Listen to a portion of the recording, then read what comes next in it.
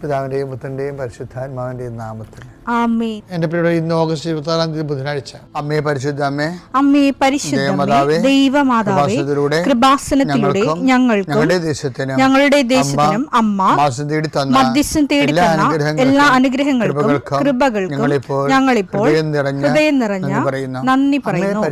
അമ്മേ പരിശുദ്ധമ്മേ, ദൈവമാതാവേ, 2004 ഡിസംബർ 7 ഉച്ചകഴിഞ്ഞ് 2:30 കൃപാസനത്തിൽ സംഭവിച്ച അമ്മയുടെ പ്രത്യക്ഷപ്പെടലിനെക്കുറിച്ച് തിരുസഭയ്ക്ക് സമർപ്പിച്ചിരിക്കുന്ന പഠനരേഖകളുടെ മേൽ സഭാത്മകമായ പഠനം ആരംഭിക്കുവാൻ ഞങ്ങൾ പ്രാർത്ഥിക്കുന്നു. അമ്മേ പരിശുദ്ധമേ, ഭൂസ്വർലോകങ്ങളുടെ രാജ്ഞിയായ അങ്ങേയ്ക്ക് ഭൗമസംരക്ഷണത്തിനായി പ്രപഞ്ചപ്രകൃതിയെ തന്നെ തിരുസഭ പ്രതിഷ്ഠിക്കുവാൻ ഈ പ്രത്യക്ഷീകരണം വഴി ഇടയാക്കണമേ. പരിശുദ്ധമേ, ജപമാല മാതാവേ, സകല കൃപാസനം പ്രാർത്ഥനയോടും ചേർത്ത് ഞങ്ങളിപ്പോൾ പ്രാർത്ഥിക്കുന്ന ഈ കുടുംബത്തിന്റെ പ്രത്യേക നിയോഗം പറ മക്കളെ.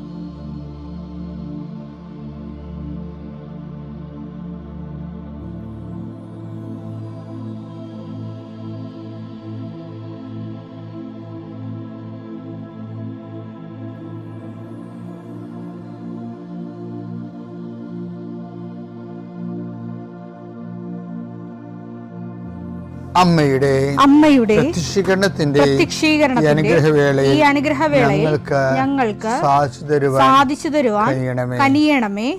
ആമേൻ. വിശ്വാസ പ്രമാണം. സർവശക്തനായ പിതാവും ആകാശത്തിന്റെയും ഭൂമിയുടെയും സൃഷ്ടാവുമായ ദൈവത്തിൽ ഞാൻ വിശ്വസിക്കുന്നു. അവിടുത്തെ ഏകപുത്രനും ഞങ്ങളുടെ കർത്താവുമായ ഈശോ മിശിഹായിലും ഞാൻ വിശ്വസിക്കുന്നു. ഈ പുത്രൻ പരിശുദ്ധാത്മാവിനാൽ ഗർഭസ്ഥനായി കന്യകാമറിയത്തിൽ നിന്ന് പിറന്ന് പൊന്തിയോസ് പീലാത്തോസിന്റെ കാലത്ത് പീഡകൾ സഹിച്ച് കുരിശിൽ തറയ്ക്കപ്പെട്ട് മരിച്ച് അടക്കപ്പെട്ട് പാതാളങ്ങളിൽ ഇറങ്ങി മരിച്ചവരുടെ ഇടയിൽ നിന്ന് 3-ാം നാൾ ഉയർത്ത് സ്വർഗത്തിലേക്ക് എഴുന്നള്ളി സർവശക്തിയുള്ള പിതാവായ ദൈവത്തിന്റെ വലതുഭാഗത്തിരിക്കുന്നു. അവിടെ നിന്ന് ജീവിക്കുന്നവരെയും മരിച്ചവരെയും വിധിക്കുവാൻ വരുമെന്നും ഞാൻ വിശ്വസിക്കുന്നു. പരിശുദ്ധാത്മാവിലും ഞാൻ വിശ്വസിക്കുന്നു. വിശുദ്ധ കത്തോലിക്കാ സഭയിലും പുണ്യവാന്മാരുടെ ഐക്യത്തിലും പാപങ്ങളുടെ മോചനത്തിലും ശരീരത്തിന്റെ ഉയർപ്പിലും നിത്യമായ ജീവിതത്തിലും ഞാൻ വിശ്വസിക്കുന്നു. ആമേൻ. സുഖസ്ഥനായ ഞങ്ങളുടെ പിതാവേ, അങ്ങയുടെ നാമം പൂജിതമാകണമേ. അങ്ങയുടെ രാജ്യം വരണമേ. അങ്ങയുടെ തിരുമനസ് സ്വർഗത്തിലെ പോലെ ഭൂമിയിലും ആകണമേ. അന്നു വേണ്ടുന്ന ആഹാരം ഇന്ന് ഞങ്ങൾക്ക് തരണമേ. ഞങ്ങളോട് തെറ്റ് ചെയ്യുന്നവരോട് ഞങ്ങൾ ക്ഷമിക്കുന്നത് പോലെ ഞങ്ങളുടെ തെറ്റുകൾ ഞങ്ങളോടും ക്ഷമിക്കണമേ. ഞങ്ങളെ പ്രലോഭനത്തിൽ ഉൾപ്പെടുത്തരുതേ, തിന്മയിൽ ഞങ്ങൾ രക്ഷിക്കണമേ. ആമേൻ. നന്മ നിറഞ്ഞ മറിയമേ, സ്വസ്തി. കർത്താവ് അങ്ങയുടെ കൂടെ സ്ത്രീകളിൽ അങ്ങ് അനുഗ്രഹിക്കപ്പെട്ടവളാകുന്നു. അങ്ങയുടെ ഉദരത്തിൻ ഫലമായി ഈശോ അനുഗ്രഹിക്കപ്പെട്ടവനാകുന്നു. പരിശുദ്ധ മറിയമേ, തമ്പുരാന്റെ അമ്മേ, പാപികളായ ഞങ്ങൾക്ക് വേണ്ടി ഇപ്പോഴും ഞങ്ങളുടെ മരണസമയത്തും തമ്പുരാനോട് അപേക്ഷിക്കണമേ. ആമേൻ. കർത്താവിന്റെ ഉന്നതമായ നാമത്തിന് സ്വസ്ഥം ചെയ്യും. കർത്താവിന്റെ വിശുദ്ധ പൗരോഹിത്യത്തെ മഹത്വപ്പെടുത്തണമേ. കർത്താവ് സഭയിലുള്ള സാന്നിധ്യം പ്രകടമാക്കണമേ. 40 വർഷം ഞാൻ അർപ്പിച്ച കൃപാന്റെ യുഗതിയാൽ കൃപാസനത്താരെ ജീവനോടെ പ്രത്യക്ഷപ്പെട്ട മാതാവിന്റെ മധ്യസ്ഥത്താൽ ഞാൻ മക്കളെ ഈശോ നാമത്തെ ആശീർവദിക്കുന്നു.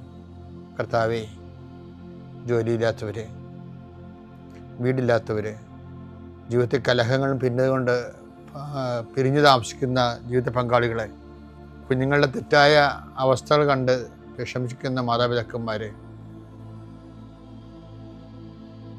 ശാരീരികമായ രോഗങ്ങളെ അവസരപ്പെടുന്നതും രോഗം ആകുന്നതിന് സമയമെടുക്കുന്നില്ലെന്ന് ഓർത്ത് ഉത്കണ്ഠപ്പെടുന്നവരെയും സമർപ്പിച്ച് പ്രാർത്ഥിക്കുന്നു. ഇന്ന് യാത്ര ചെയ്യുന്നവരെ, ഇന്നത്തെ യാത്രയ്ക്ക് വേണ്ടി വിവിധമായ ഒരുക്കിയിരിക്കുന്ന ലക്ഷ്യങ്ങൾ, കണ്ടുമുട്ടുന്ന വ്യക്തികൾ, സംസാരിക്കുന്ന സംഭാഷണങ്ങൾ, എഴുതുന്ന രേഖകൾ, ഒപ്പിടുന്ന ഡോക്യുമെൻറ്റുകൾ,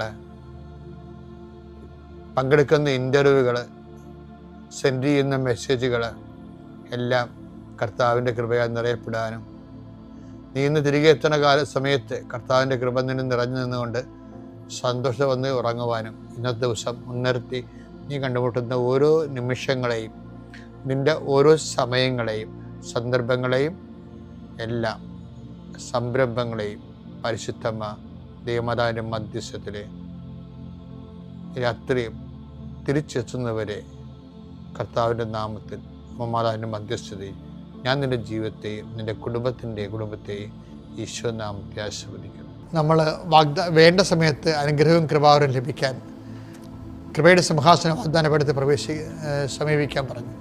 എങ്ങനെ സമീപിക്കണം? അതിൻ്റെ 10 യോഗ്യതകളിലെ 9 നമ്മൾ ഇന്നലെ പറഞ്ഞു. 10ാമത്തെ യോഗ്യത എന്താണെന്നറിയാമോ? നന്ദിപൂർവ്വം പ്രവേശിക്കണം, നന്ദിപൂർവ്വം സമീപിക്കണം. അതാണ് 1 തെസ്സലോനിയ 5:16 എപ്പോഴും സന്തോഷത്തോടെ ഇരിക്കുവിൻ, എപ്പോഴും സന്തോഷിച്ചിരിക്കുക, ഇടവിടാതെ പ്രാർത്ഥിക്കുവിൻ, ഇടവിടാതെ പ്രാർത്ഥിക്കുക, എല്ലാ കാര്യങ്ങളിലും നന്ദി പ്രകാശിപ്പിക്കുവിൻ. എല്ലാ കാര്യവും നന്ദി പ്രകാശിപ്പിക്കുക.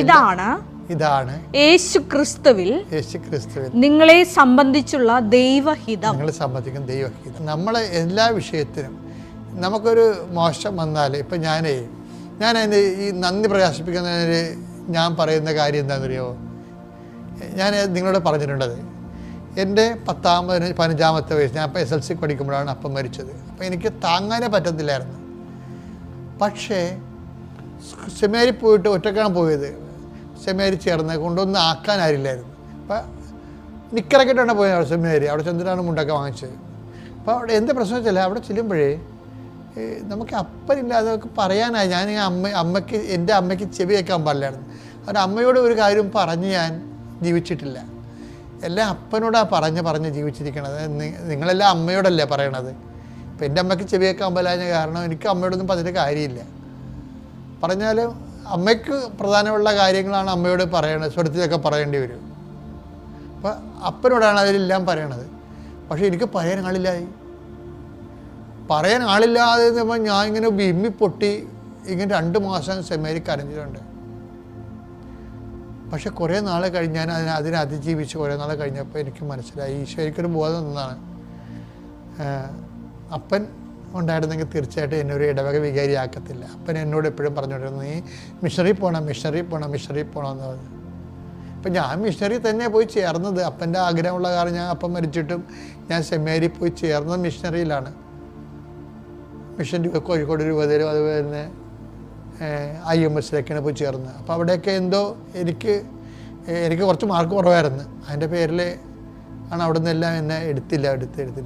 അപ്പം ഞാൻ അവസാനം വന്ന് 1 മാസം കഴിഞ്ഞപ്പോഴാണ് ഒന്ന് ആലപ്പുഴ ചേർന്നത്. ആലപ്പുഴ ചേർന്നതിന് മുമ്പ് ഞാൻ കഴിഞ്ഞ ദിവസങ്ങളിൽ വാർഷിക ധ്യാനത്തിന് പോയപ്പോഴേ, ഞാൻ എല്ലാ വർഷവും വാർഷിക ധ്യാനത്തിൽ പോകുമ്പോൾ അന്തോണിസൂൻ്റെ അടുത്ത് പോയി പ്രാർത്ഥിക്കും. വെള്ളിയാഴ്ച പോരാൻ നേരത്തെ എല്ലാ വ്യാഴാഴ്ച കഴിഞ്ഞ 40 കൊല്ലമായിട്ട് ഞാൻ മുടങ്ങാതിരുന്നൊരു കാര്യമാണ്. ആലപ്പുഴ അന്തോണിസിൻ്റെ മുമ്പേ പ്രാർത്ഥിക്കും. എന്താ കാര്യം വെച്ചാൽ എന്നെ സെമിനാരിന്ന് റിജക്റ്റ് ചെയ്ത് എനിക്ക് ആലപ്പുഴ സെമിനാരി എന്നെ കൊണ്ട് ആക്കാനോ പറയാനോ ആരുമില്ല. അപ്പം ഞാൻ അന്തോണിസിനടുത്ത് എൻ്റെ SLC സർട്ടിഫിക്കറ്റ് കൊണ്ടുപോയി എന്നിട്ട് കർത്താവിൻ്റെ മാല അറിയത്തുള്ളായിരുന്നു. കർത്താവിൻ്റെ മാല ചെന്നിട്ടും കിഴക്കുവശത്താണ് അന്നത്തെ ബിഷപ്പ് ഹൗസ്, ആലപ്പുഴ ഓർഫനേജിൻ്റെ കിഴക്കുവശത്ത്. അവിടെ ഞാൻ ഒറ്റയ്ക്ക് പോയി ഇങ്ങനെ സ്റ്റെയർകേസിൽ നിൽക്കും. ആരാണ്? അപ്പോൾ അവിടെ നിന്ന് മുകളിൽ നിന്നൊരു അച്ഛൻ ഇറങ്ങി വരും. എന്താടാ വന്നെന്ന് ചോദിച്ചു. എന്നെ അറിയത്തില്ല. ഞാൻ സെമിനാരി ചേരാൻ വന്നു. അതിൻ്റെ സമയം കഴിഞ്ഞില്ല എന്ന് പറയും. എന്നാലും ഈ അച്ഛൻ എൻ്റെ സർട്ടിഫിക്കറ്റ് കൊണ്ടുപോയി ബിഷപ്പിനെ കാണിക്കും, അന്നത്തെ ആറോളം പിതാവിനെ. അപ്പോൾ എന്തിനെ വിളിക്കാൻ പറയും. അപ്പം അങ്ങനെ ഞാൻ അങ്ങനെ ചേർന്ന ആളാണ്.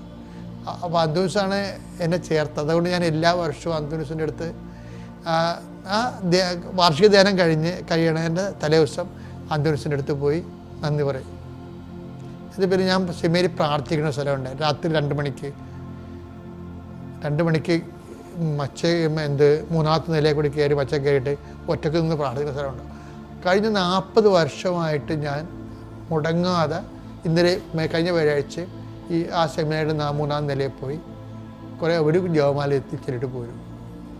നമ്മളെ ദൈവം നമ്മൾ കണ്ടുമുട്ടിയ നമ്മുടെ സ്ഥലങ്ങളാണൊക്കെ. ഈ യാക്കോബിന് ബെദ്ദേരി പോലെയാണ് എനിക്ക് സെമിനാരിയുടെ 3-ാം നില എന്ന് പറയുന്നത്. ഞാൻ അന്ന് അവിടെ കയറാൻ പറ്റത്തില്ല. ഞാനൊരു ഏണിയായിരുന്നു.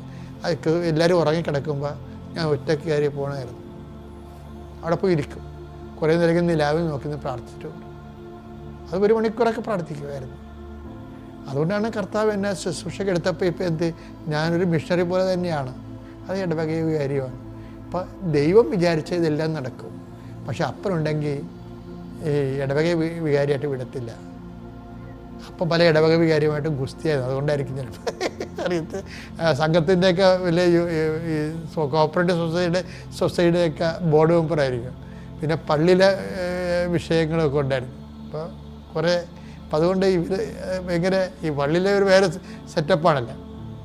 പക്ഷേ എന്താ വിഷയം എന്ന് വെച്ചാൽ പിന്നീട് എനിക്ക് മനസ്സിലായി, ഞാനിങ്ങനെ ഈ അന്തോണിസിൻ്റെ അടുത്ത് ചെല്ലാനും ഒറ്റക്ക് പ്രാർത്ഥിക്കാനും. അപ്പോൾ ഒറ്റക്ക് ദൈവവിളി സ്വീകരിച്ച കാരണം എനിക്ക് കർത്താവ് എനിക്ക് അന്ന് തന്നെ നല്ല ധൈര്യം തന്നു. അപ്പോൾ ഞാൻ എനിക്ക് അതിൻ്റെ അകത്ത് നന്ദിയുണ്ട് ദൈവത്തോട്. കാര്യം എന്താണ്, അപ്പനുണ്ടെങ്കിൽ എല്ലാം അപ്പം ചെയ്യും. നമുക്ക് ആരും ദൈവത്തിൽ ആശ്രയിക്കേണ്ടി വരികയില്ല. ഞാനിന്ന് ദൈവത്തിൽ ആശ്രയിച്ച പോലും അപ്പനില്ലാഞ്ഞ കൊണ്ടാണ്. അപ്പോൾ എന്താണ്, നന്ദിയാണ്. ഇപ്പോൾ അത് പണ്ട് നിലവിളിച്ച കാര്യത്തിൽ ഇപ്പോൾ ഞാൻ നന്ദി പറയണേ. അപ്പോൾ ദൈവം ഒരു കാര്യം ചെയ്യുമ്പോൾ നമ്മൾ ആ കാര്യം വെച്ചുകൊണ്ട് എന്നോട് അങ്ങനെ ചെയ്തില്ല എന്ന് പറഞ്ഞ് നോക്കിക്കൊണ്ട് നടക്കരുത്. നന്ദി പറഞ്ഞാൽ മതി. അതിനകത്ത് എന്തെങ്കിലും കാര്യം നന്ദിയുടെ ഉണ്ടാകും. പിതാവിൻ്റെയും പുത്രൻ്റെയും പരിശുദ്ധാത്മാവിൻ്റെ നാമം.